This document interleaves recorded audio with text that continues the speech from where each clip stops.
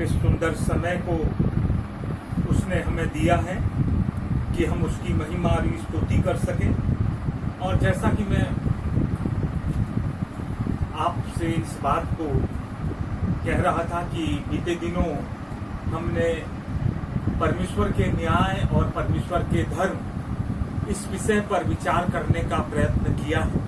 हमने परमेश्वर के वचन में इस बात को देखा है कि परमेश्वर जो है न्यायी और धर्मी परमेश्वर है, और साथ ही साथ परमेश्वर ये चाहता है कि मनुष्य जो है नम्रता के साथ में नम्र होकर के उसके पीछे पीछे परमेश्वर के पीछे पीछे परमेश्वर के साथ साथ चलने वाले बन जाए। और उसी कड़ी में हम आज के दिन और थोड़ा सा विचार परमेश्वर के वचन से करने का प्रयत्न करेंगे। रोमियो की पत्री उसके 6 अध्याय उसके 23वें वचन में लिखा हुआ है, क्योंकि पाप की मजदूरी तो मृत्यु है, परंतु परमेश्वर का वरदान हमारे प्रभु यीशु में अनंत जीवन है। क्योंकि पाप की मजदूरी तो मृत्यु है, परंतु परमेश्वर का वरदान हमारे प्रभु मसीह यीशु में अनंत जीवन है।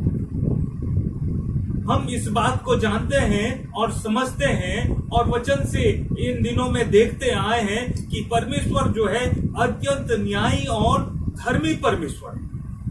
वो न्याय प्रिय परमेश्वर है। अन्याय वो न तो करता है और न अन्याय करने वालों से वो प्रसन्न होता है। दूसरी चीज, वो धर्मी परमेश्वर है, न तो अधर्म के काम वो करता है और न अधर्म करने वालों से वो प्रसन्न होता है। वो चाहता है कि मनुष्य जो है नम्र बन करके नम्रता के साथ उसके पीछे पीछे चलते रहें और न्याय और धर्म के कामों के करने वाले बन जाएं। हम इस बात को जानते और समझते हैं कि परमेश्वर ने अपने न्याय और धर्म के कामों को किस रीति से अनोखे रूप में हम मनुष्यों के सन्मुख प्रकट किया है। हम यदि अपने जीवनों को देखें, अपने जीवनों का मूल्यांकन करें, तो हम पाएंगे कि हमारे काम जो है, हमारा जीवन जो है इतना अच्छा नहीं है, क्योंकि परमेश्वर का वचन इस बात को बतलाता है कि हमारे धर्म के कार्य परमेश्वर के सामने मैले चिथड़ों के समान। हमारी धार्मिकता जो है परमेश्वर के सामने जो है बहुत ही ओछी और बहुत ही गंदगी से भरी हुई है। फिर भी परमेश्वर जो है अपने पुत्र प्रभु यीशु मसीह के द्वारा ये उपाय करता है कि मेरा और आपका जीवन जो है बचाया जाए और मेरा और आपका जीवन जो है धार्मिकता का जीवन बनाया जाए। और इसलिए परमेश्वर ने बहुत ही अनोखा और बहुत ही सुंदर उपाय किया है। गलातियों 4:4 में लिखा हुआ है, वरन जब समय पूरा हुआ तो परमेश्वर ने अपने पुत्र को भेजा जो स्त्री से जन्मा और व्यवस्था के अधीन उत्पन्न हुआ, ताकि व्यवस्था के अधीनों को मोल लेकर छुड़ा ले और हमको लेपालक होने का पद मिले।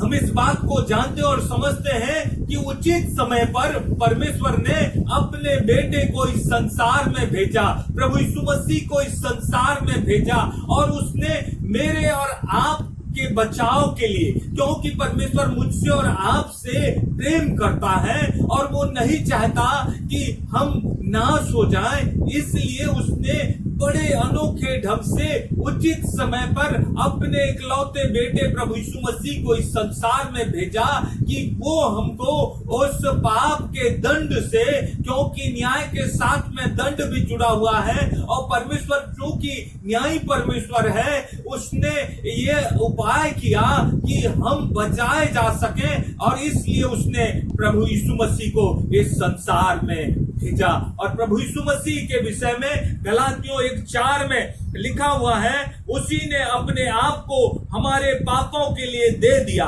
गलातियों 1:4 में लिखा है, उसी ने अपने आप को हमारे पापों के लिए दे दिया, ताकि हमारे परमेश्वर और पिता की इच्छा के अनुसार हमें इस वर्तमान बुरे संसार से छुड़ा ले, हमें बचा ले, संसार की बुराइयों से बचा ले। इसलिए प्रभु यीशु मसीह ने परमेश्वर पिता की इच्छा के अनुसार अपने आप को दे दिया। परमेश्वर के वचन में इस प्रकार से लिखा हुआ है।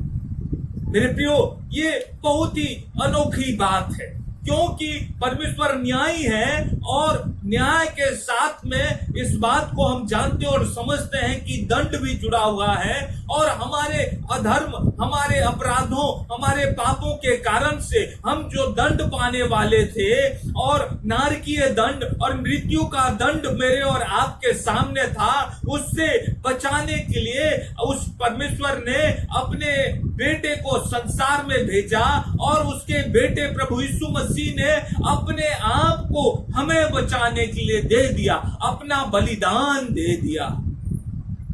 गलातियों 3 अध्याय 13 वचन जब हम देखते हैं तो पाते हैं मसीह ने जो हमारे लिए शापित बना, हमें मोल लेकर व्यवस्था के शाप से छुड़ाया, क्योंकि लिखा है जो कोई काट पर लटकाया जाता है वह शापित है। और इस बात को हम जानते हैं कि प्रभु यीशु मसीह को क्रूस पर काट पर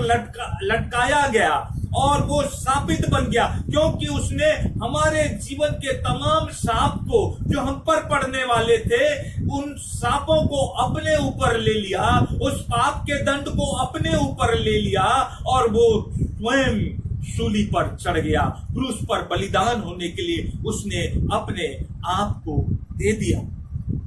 यशायाह भविष्यवक्ता की पुस्तक इस बात का बहुत सुंदर बखान करता है। यशायाह 53 अध्याय उसके 1 पद से 12 पद के बीच में इस बात का सुंदर वृत्तांत है, प्रभु यीशु मसीह के बलिदान का वृत्तांत है, और उसके कुछ मुख्य पदों को हम देखेंगे। और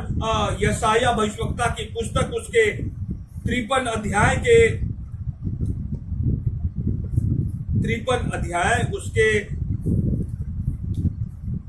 4 पद से आगे, जहां वचन में इस प्रकार से लिखा है, निश्चय उसने हमारे रोगों को सह लिया और हमारे ही दुखों को उठा लिया, तो भी हमने उसे परमेश्वर का मारा कूटा और दुर्दशा में पड़ा हुआ समझा। 5वें वचन में परमेश्वर का वचन इस प्रकार से कहता है, परंतु वह हमारे ही अपराधों के कारण घायल किया गया, वह हमारे अधर्मों के कामों के कारण कुचला गया, हमारी ही शांति के लिए उस पर ताड़ना पड़ी कि उसके कोड़े खाने से हम लोग चंगे हो जाएं, उसके कोड़े खाने से हम लोग चंगे हो जाएं। और इन दिनों में इस कोरोना काल में हम देख रहे हैं कि बहुत से लोग जो है चंगाई को प्राप्त कर रहे हैं, बहुत से लोग जो है चंगाई को प्राप्त करने की प्रार्थना में हैं, और हमें इस बात को भी जानना और समझना है, इस चंगाई के लिए जो उस पर विश्वास करते हैं, प्रभु यीशु मसीह ने कोड़े खाए हैं कि हमें चंगाई मिल सके। और यशायाह उसके 53 अध्याय के 6 वचन में परमेश्वर का वचन कहता है, हम तो सब के सब भेड़ों के समान भटक गए थे, हम में से हरेक ने अपना अपना मार्ग लिया, और यहोवा ने हम सबों के अधर्म का बोझ उसी पर लाद दिया। अर्थात प्रभु यीशु मसीह पर हमारे अधर्म का बोझ डाल दिया गया। मेरे प्रियो, क्योंकि परमेश्वर जो है न्यायी है और धर्मी है, और इसलिए आवश्यक था कि जो अधर्म के काम, जो अन्याय के काम संसार में हम और आप करते हैं या संसार के लोग करते हैं, उसका दंड मिलना तो यथाउचित था। और इसके लिए कि परमेश्वर ने ये उपाय किया कि उसने हमारे अधर्म के बोझ को अपने एकलौते बेटे प्रभु यीशु मसीह के ऊपर डाल दिया। और इसलिए वचन में लिखा है, हम सबों के अधर्म का बोझ उसी के ऊपर लाद दिया गया। और 11वें वचन को जब हम पढ़ते हैं तो वहां पाते हैं, वह अपने प्राणों का दुख उठाकर उसे देखेगा और तृप्त होगा, अपने ज्ञान के द्वारा मेरा धर्मी दास बहुतों को धर्मी ठहराएगा, और उसके अधर्म के कामों का बोझ आप उठा लेगा। उनके अधर्म के कामों का बोझ आप अपने ऊपर उठा लेगा। और प्रभु यीशु मसीह ने ऐसा ही किया कि मैं और आप बचाए जाएं, परमेश्वर का न्याय जो है बना रहे, और हमारे अधर्म, हमारे अन्याय के कामों का बोझ प्रभु यीशु मसीह के ऊपर डाल दिया गया, और उस कारण से प्रभु यीशु मसीह शापित बना, और उस कारण से प्रभु यीशु मसीह को क्रूस पर अपना बलिदान देना पड़ा, और उसी कारण से उसको काट पर, उस सलीब पर लटकाया गया। मेरे प्रियो, यहाँ जब हम यशायाह 53 अध्याय के 12वें वचन को जब पढ़ते हैं तो वहां पाते हैं, इस कारण मैं उसे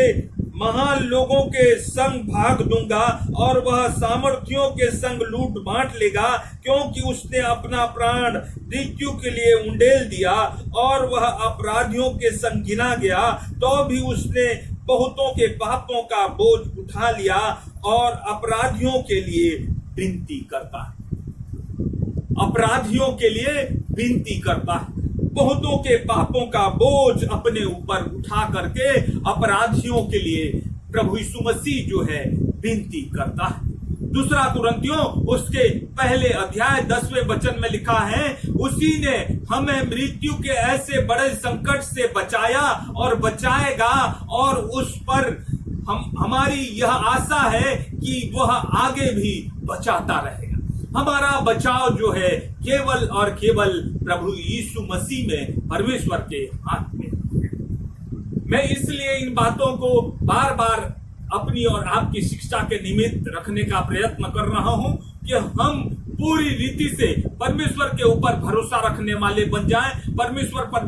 विश्वास करने वाले बन जाएं, क्योंकि हम इस बात को जान सकें, समझ सकें कि प्रभु यीशु मसीह हमारे बचाव का एकमात्र उपाय है। वही हमें बचाता आया है, वही हमें बचाता है, और आने वाले समय में भी वही हमें बचाएगा। परमेश्वर अपने इन वचनों के द्वारा हम सबों को आशीष दे।